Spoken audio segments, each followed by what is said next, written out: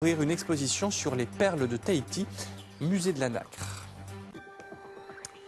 Le leader européen de la volaille est donc en redressement judiciaire depuis le 1er juin. Le groupe Doux, basé dans le Finistère, travaille avec plus d'une trentaine d'éleveurs dans la région et tous s'inquiètent. Ils n'ont pas été payés. Un trou dans les caisses qui menace l'existence de certains de ces éleveurs. Reportage dans la Somme de Cathy Collin et Bruno Pilet. Ces poussins-là devraient lui être payés comptant. Ils ont été livrés après le placement en redressement judiciaire du groupe Doux. Selon cet éleveur, l'administrateur garantit qu'ils ne viendront pas s'ajouter aux 24 000 € que Jean-Claude attend en paiement de poulets déjà livrés. Mais un autre problème a surgi ces dernières semaines. Il a du mal à recevoir de l'aliment qui doit être fourni par Doux. Là, j'ai encore 2 jours devant moi, quoi. Voilà, c'est tout. J'espère être livré le plus rapidement possible. Jean-Claude et Gilbert travaillent depuis plusieurs années avec Doux. Le groupe fournit les poussins et l'aliment. Charge à eux de livrer des poulets en bonne forme. Jean-Claude élève 300 000 volailles par an. Doux, c'était pour moi la sécurité.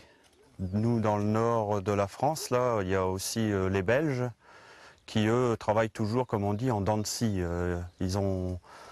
Des fois, ils gagnent de l'argent, mais des fois, on perd aussi. Tandis que nous, c'était beaucoup plus régulier. Par contre, à mon avis, ça va se généraliser si jamais...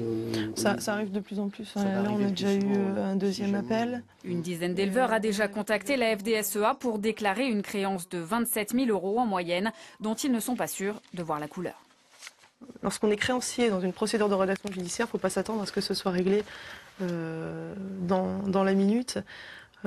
C'est aussi le but de la procédure de redressement judiciaire, ça va être de geler les dettes pour permettre à l'entreprise qui est en difficulté de se redresser.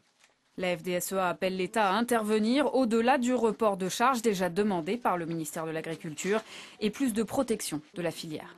La production est tellement spécialisée, tellement rigoureuse qu'il n'y a pas le droit à l'erreur dans ce genre de filière, quoi. Jean-Claude, lui, compte sur ses autres activités agricoles pour tenir, soit un tiers de son revenu habituel.